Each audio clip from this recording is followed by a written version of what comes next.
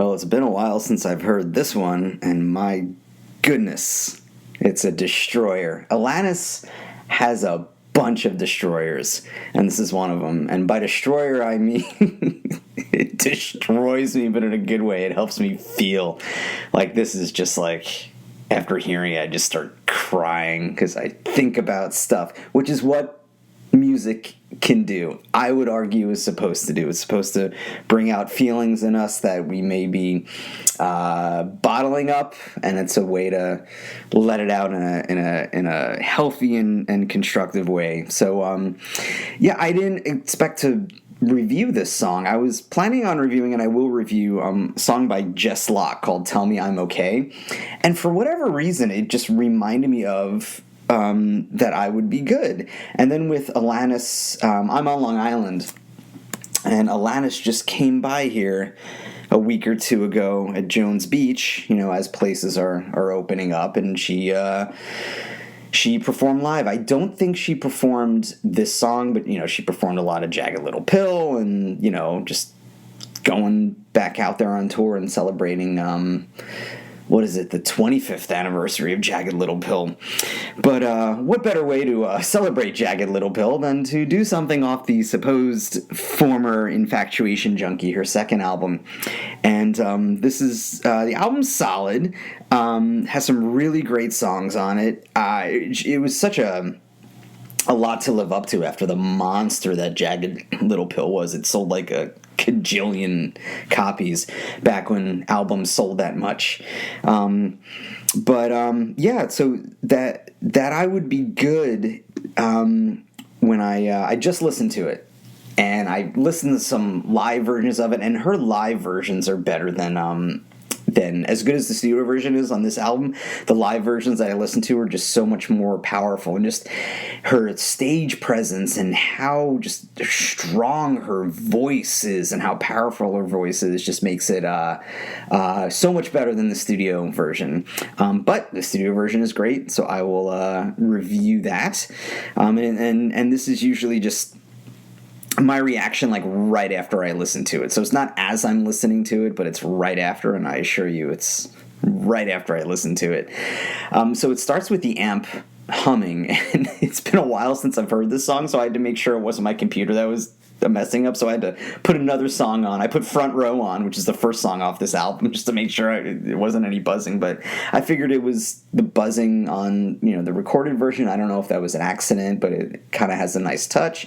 And then just instrumental wise, because I'll just analyze the lyrics mostly. Instrumental wise, I remember hearing this song for the very first time, and I knew Alanis played the flute, even though on the liner notes it says she played the flute, because I don't know, for some reason I thought to myself, the 1999 me is like, well, I recognize her breath. And it turns out that 1998, 1999 me was correct.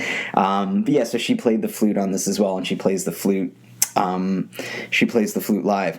And as far as the lyrics go, anytime I do a song and I kind of go over the lyrics, I usually use the internet, but I find some of the time, or if not a lot of the time, the lyrics are wrong. I don't know why. They're just completely wrong. So to show how authentic I am, and to possibly date myself, but that's okay, I have the CD booklet of the supposed former Infatuation Junkie CD. Hear that? That's a CD booklet. So the lyrics are inside the booklet. So these are I know these lyrics are correct because it's not from the internet. It's from, a credible source, and more on that later. I hope you're getting your information from credible sources. So I'm going to read the lyrics right from this book. And the lyrics are straightforward, and, sometimes it's cool to have lyrics that are, kind of ambiguous. It kind of leaves you wondering, what does this mean? And you can do your own interpretation. Other times it hits you right over the head, and there's I'm fine with both. It really depends on how it serves the song. And Alanis's lyrics are very straightforward, very powerful, definitely something that needs to be said, and I feel that this is the way people feel. It's certainly the way I have felt, and in many, many times in my life. This is probably why this song has resonated with me so much, even, it's probably been wow, really, really long time since I last heard this song. So I'll go through the straightforward lyrics, but I'll still comment on things. So that I would be good even if I did nothing. So the point of this song is to how we judge ourselves, how we view ourselves. Maybe judge is too harsh a word. How we look at our self-worth. For some, it's, well, if I don't look a certain way, I am worthless. If I weigh a certain amount, I am worthless. If I don't have a significant other, I am worthless. If I don't have a quote-unquote good job, I am worthless. So all of these things that it's really, I think, society puts on people in so many different ways. So it's really trying to find that that worth from within, the intrinsically, as opposed to getting validation from outside sources. And I'm not saying validation from outside sources isn't good. I think it is, and I think it can be a good motivator. However, it doesn't last because outside sources can be fickle. But if you have that within you, that belief, not belief, it's just a very strong self-worth, very high self-worth, very high opinion of yourself without being arrogant, that can be used as a shield to protect you from the societal forces that are very, very, very, very powerful, especially if you're from a protected class, if you're someone who is vulnerable, or if you're someone who is just beaten down and picked on a lot. It could chip away at your self-worth. So it's developing a solid foundation so it's not a house of cards. So if you lose one thing about yourself, regardless of what it is, you're not going to fall apart. So anyway, but I digress. So that I would be good even if I did nothing, which means, maybe you don't want to do anything. Maybe you don't have a job, or maybe you're trying to figure things out and you're kind of doing nothing at this point. And being in a pandemic, some people did nothing because, one, it wasn't necessarily safe to go out and do something. Two, they may have lost their job and were trying to figure out what to do, and they were hopefully getting some kind of monetary support from the government to, prevent themselves from starving. So yeah, you may be doing nothing, and that's okay. You would still be good. That I would be good even if I got the thumbs down, and that's that societal pressure that I'm talking about. And this was 1999, so the internet was, maybe 5 years old, so it was still trying to find its way. And, the internet can be great, but it can also be a gigantic hellmouth. And part of the reason why it's a gigantic hellmouth is because people get thumbs down. People get thumbs down now from complete strangers, and someone like Alanis can get thumbs down from millions of people who have, talk about shield, they have a shield of anonymity to where they can say what they want and don't really face the consequences for it, unless it's like maybe banned from Twitter or in Facebook jail or something like that. So yeah. It's a lot of thumbs down going on, and that's where building that self-worth is so important. So how do you build that self-worth? It's having compassion for yourself. So it's treating yourself the way that you would treat the person you love the most in the world. Where you wouldn't say something, if they did something wrong, you wouldn't say something cruel to them, because that would just paralyze them and would hurt them, and you wouldn't want to hurt them. You would want to say something compassionate, acknowledge mistakes, and say, hey, this is what we can do to kind of move on from this. And it's really doing that to yourself, and we can certainly be our own worst critics sometimes. That I would be good if I got and stayed sick. So yeah, so it just reminds me of times in my childhood. I was sick a lot as a kid. I always had strep throat, it seems, or bronchitis, and there were moments where it's like I wanted to go outside and hang out or play with friends, and I couldn't, or just do things because I was sick, and I just felt just awful, and then judging myself, going, oh, I can't believe you got sick, and now that we're sick, we're missing out on things. So yeah, it's if I could do it again, it's like, yeah, we're sick now. We're gonna get better. And even if we don't, it's still having that compassion for yourself to hopefully make things less worse. But yeah, so if I got and stayed sick, that I would be good even if I gained 10 pounds.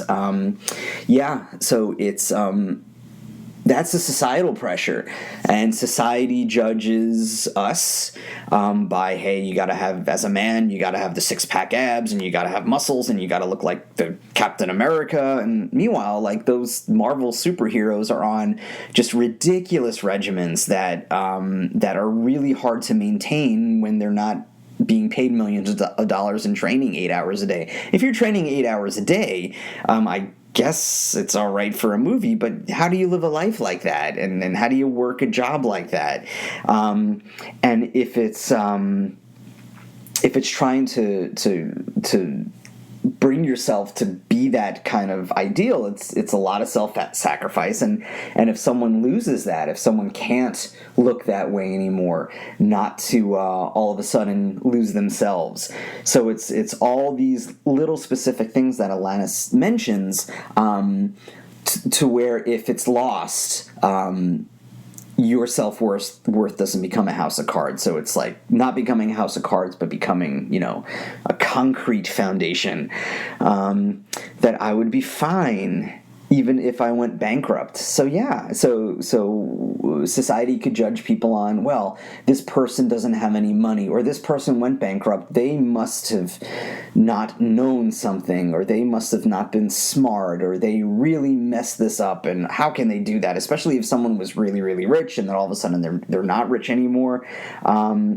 It can certainly have them question their self-worth, not only from themselves, but the way that the things that other people are saying about them. And this can go, if you're not a celebrity, just from your inner circle, or the people around your inner circle, or someone maybe at a party that you just met and all of a sudden they start judging you. You don't want those kind of people in your life. That I would be good, and I'm laughing, if I lost my hair in my youth. Listen, I've lost them both. I don't have any hair, and when I started going bald, I was just like, oh no, I just want to have a full head of hair, and I was kind of beating myself up about it. Meanwhile, it's not my fault I don't have hair. I'm gonna blame my parents. I'm gonna blame my genetics. So yeah, I don't want to create some kind of worth for myself because of what's on my head. I want to treat my hair, or lack thereof of hair, or my face, to where I am comfortable in the way that I look, and the preferred way that I look, which of course I shave my head now, because I don't think I would look that good with a bald spot or spotty hair. Now, if someone else wants to look that way, hey, that's cool too. That's fine. It's also figuring out what's the best for you, and hopefully not giving into once again societal pressure and youth too. Ageism is a thing. And maybe it's because I'm getting older. I'm going to be 45 in a couple of months, but I'm trying to reframe the aging argument, because I'm hearing people saying, "Oh, well, I must be old, and I'm getting old." Like getting old is a bad thing, and I don't want to look at it like that. I don't want to look at as being older as something worse, or being younger as something better, or vice versa. Just because someone is a certain age doesn't mean they have something to offer. Now, that being said, child labor laws, for example, are in effect to protect the most vulnerable, who are children. So yeah, depending on the age of someone, they need to be protected. That being said, you can learn a lot from a child. You can, I know I'm not a parent, but I know people who are parents that learn so much about themselves watching their, 1 month old.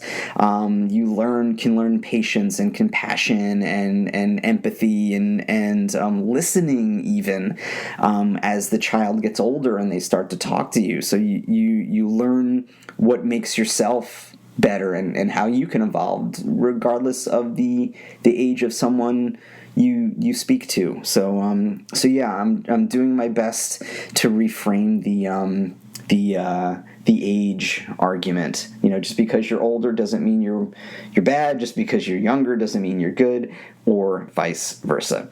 That I would be great if I was no longer queen. So that's interesting. I guess I'm guessing this is just coming off again. Jagged Little Pill it still is. I mean, just a juggernaut of an album. There's a Broadway show. She's touring on the anniversary of it. The album sold in excess of 10 million copies, which is unheard of these days. It was such a gigantic record, and Alanis was everywhere. Alanis was a child actress.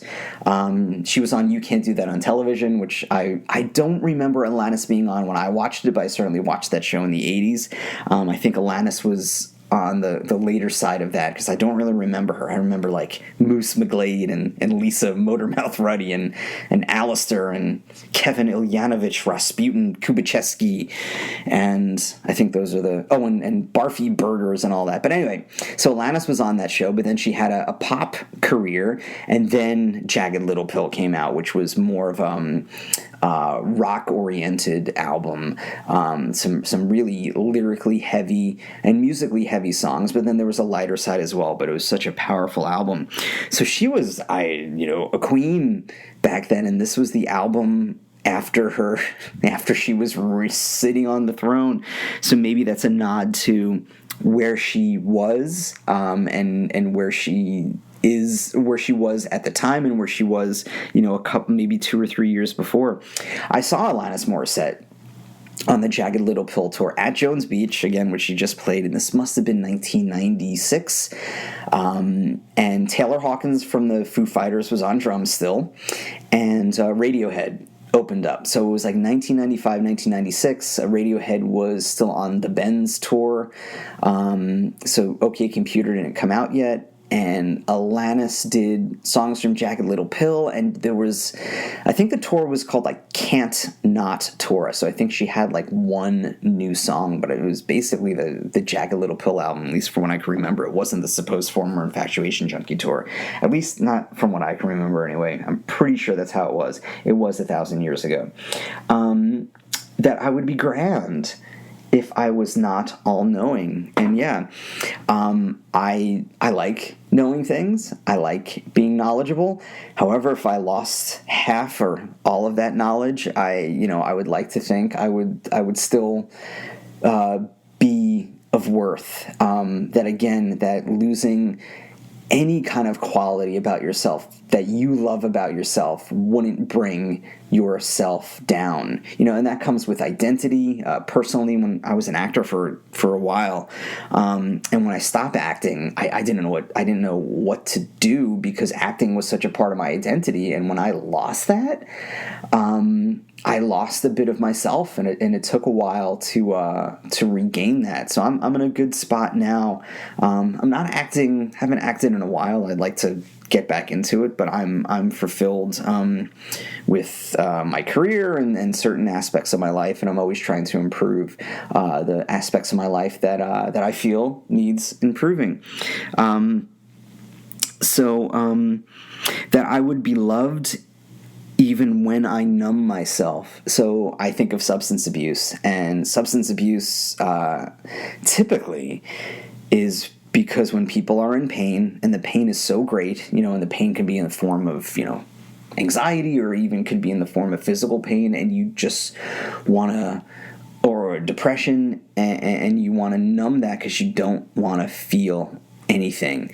And then what could come from that is the shame after after those actions, after numbing oneself, and then it just creates a vicious cycle. So it's, you feel pain from the shame, and then you numb yourself again, and then you feel pain from the shame from doing that, and then you numb yourself again, and then it gets into this vicious cycle. So it's again, even so, the lesson to take, I think, is if you slip up and you numb yourself, it's having the compassion for yourself and learning from it. How is this serving you?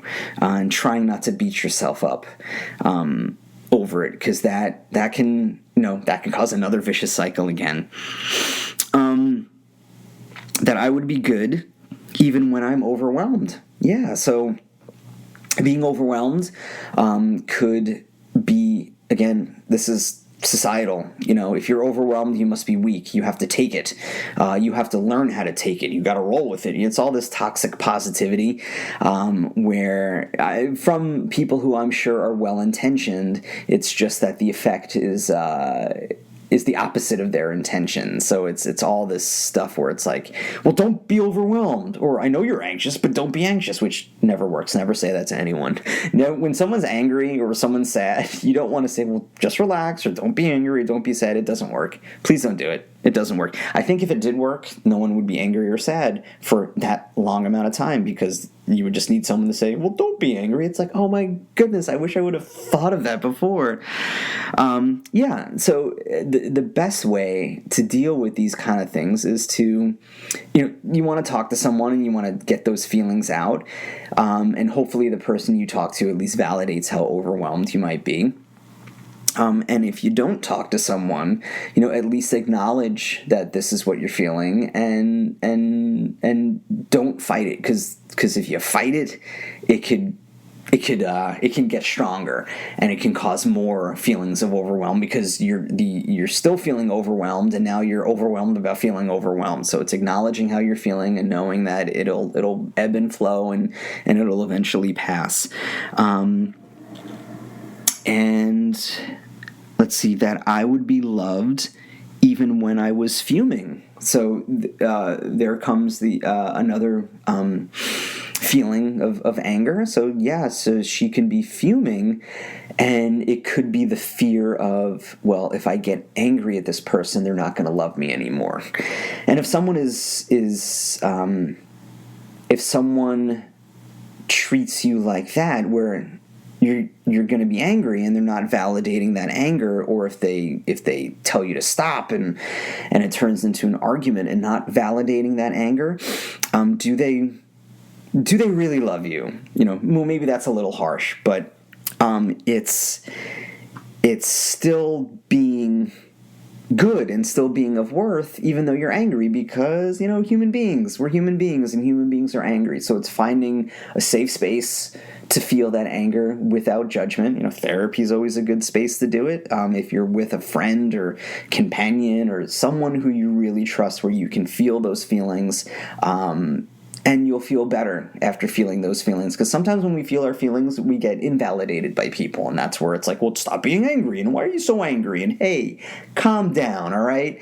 It's all of that. It's that kind of tone policing that can really hurt people, and it can make things worse. So it's just like a lot of this song, I think, is her having self-doubt and questioning herself, and I also think trying to find validation within that. Trying to maybe some reassurance, and reassurance can have its positives and negatives.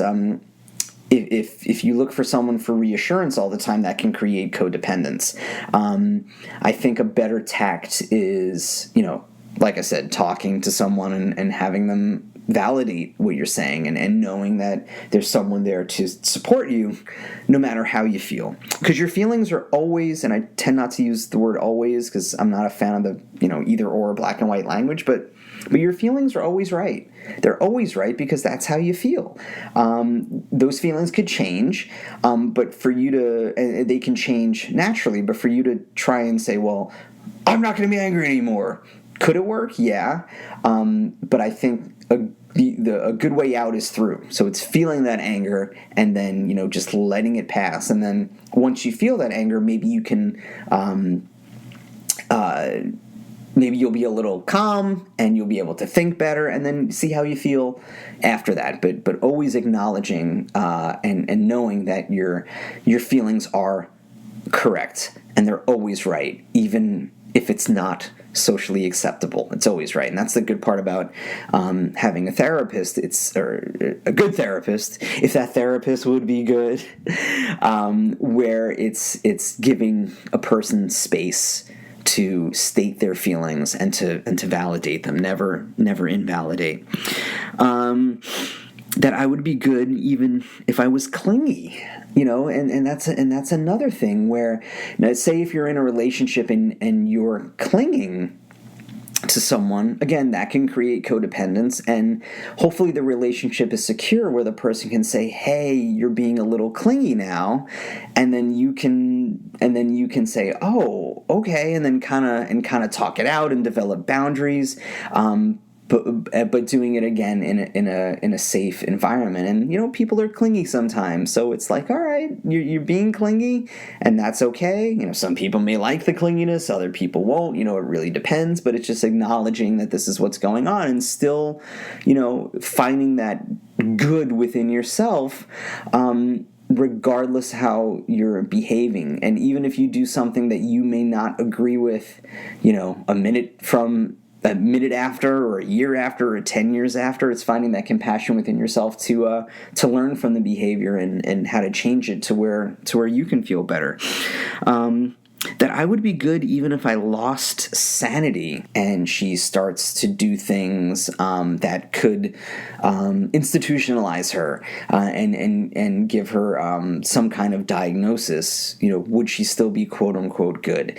And the answer is it's finding that worth again within yourself, no matter what your label, no matter what happens to you, no matter where you live. It's finding that goodness within yourself, and I think Alanis is really asking herself this, asking others this, and she kind of leaves it,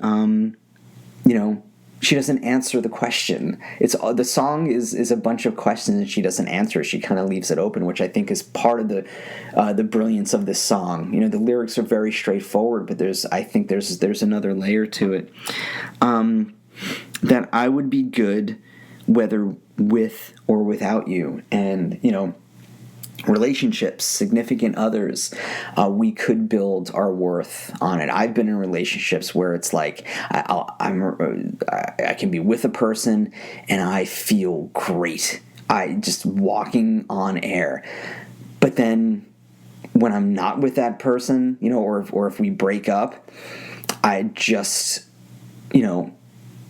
and I'm thinking of one person in particular. After we broke up, I felt worthless because I thought, well, she was the answer to everything. And again, it's that black and white language. This was a really long time ago, but I still remember how I felt, and it was really from that breakup that I learned a lot, and not to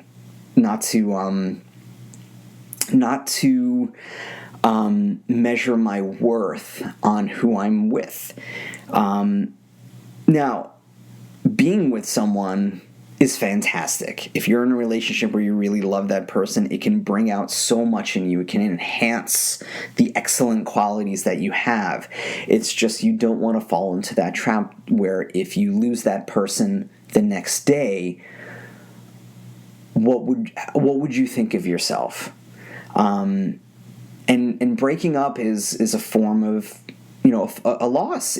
When people break up, they grieve, and it's similar to grieving a death. Even though that person is still alive, they're not a part of you. They're not with you anymore. Your chances are you will never see them again, or if you do see them again, it's not going to be the same. You're not going to be with them romantically. So it's so if you lose that person, it's not losing yourself if you lose that person. And And that's a very important thing because, you hear it, I'm sure, with people that oh my God, if we break up, my life is going to be over. I'm not going to know what to do with myself. And that's where codependence can happen.